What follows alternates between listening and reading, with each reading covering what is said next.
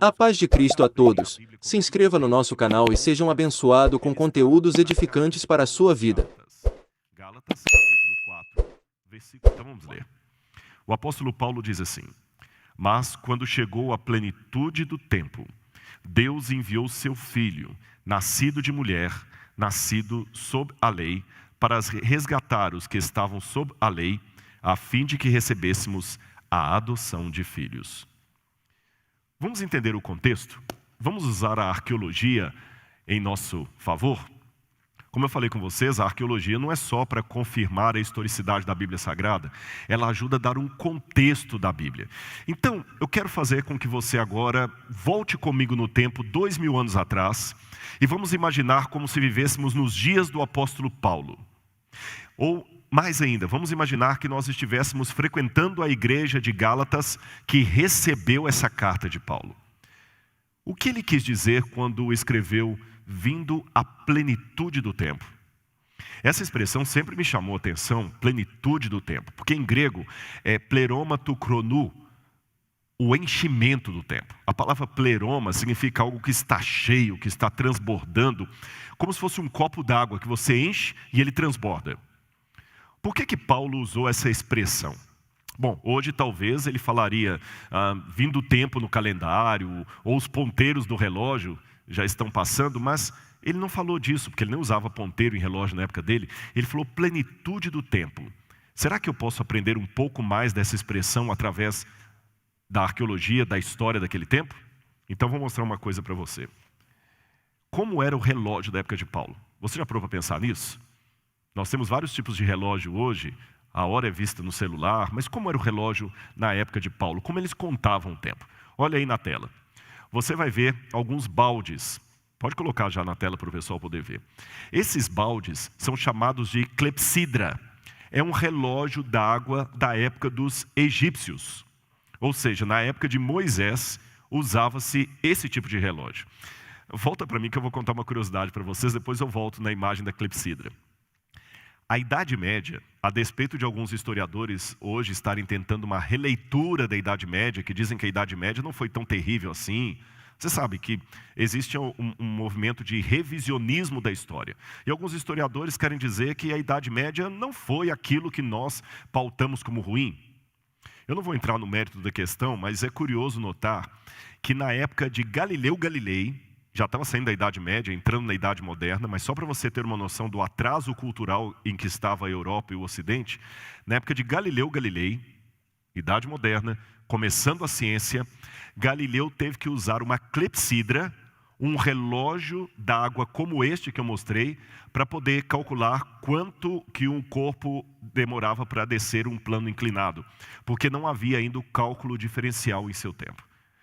O curioso é que esse relógio d'água que Galileu Galilei usou no século XVI era o mesmo usado no Egito na época de Moisés.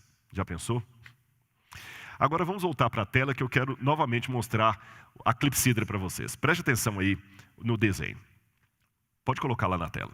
Você tem os vários baldes e a água vai caindo de um balde para o outro. Eles mediam o tempo fazendo o seguinte, faziam um furo no balde e a água ia caindo no outro balde. E eles marcavam no balde que estava esvaziando alguns sinais e à medida que a água ia descendo, eles marcavam o tempo.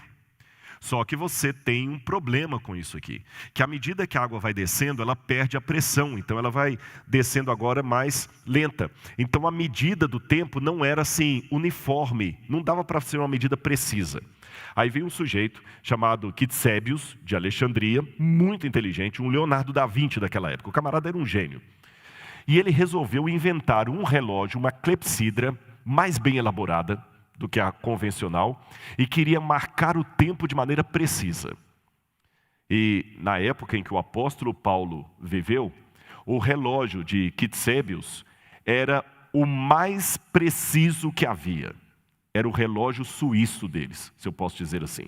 Ou o relógio atômico da época. Você quer ver como é que era o relógio que ele inventou? Então vou mostrar para vocês. Lembra que o problema da clepsidra é que você enche o balde d'água, mas à medida que a água vai descendo, ela vai ficando mais lenta e não dá para você medir precisamente o desnível da água. Então olha o que o Quitsébios fez. Coloca o vídeo aqui para mim.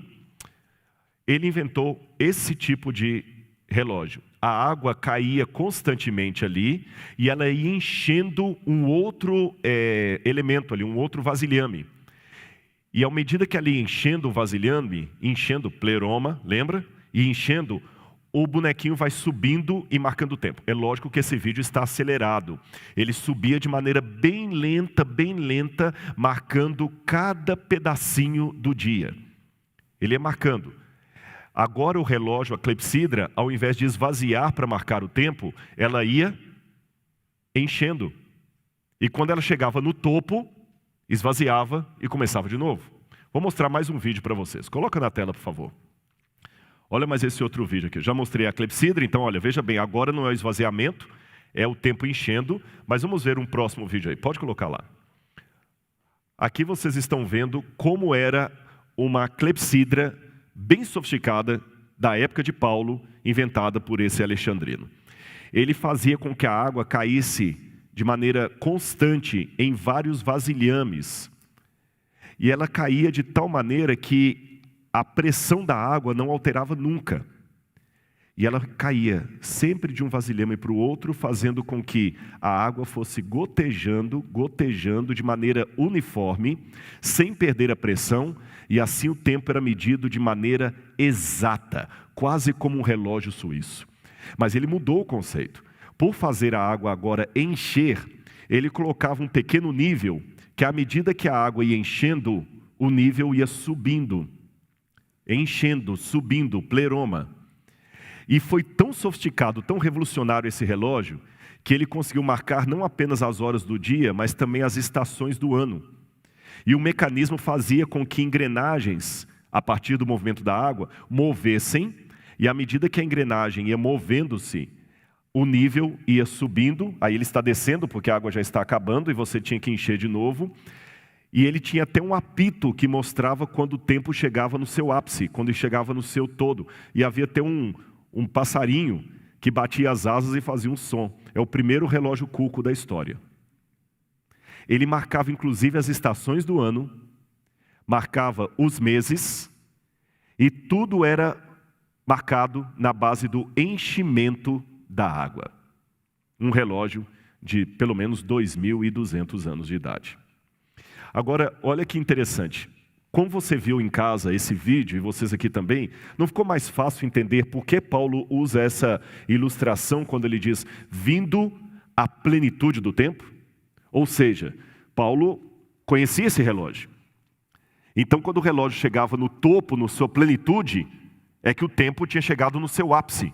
Paulo usou isso como figura de linguagem e falou, vindo o ápice do tempo, a plenitude, o enchimento do tempo, Deus enviou o seu Filho. Nascido de mulher, nascido sob a lei, para resgatar aqueles que estavam condenados pela lei.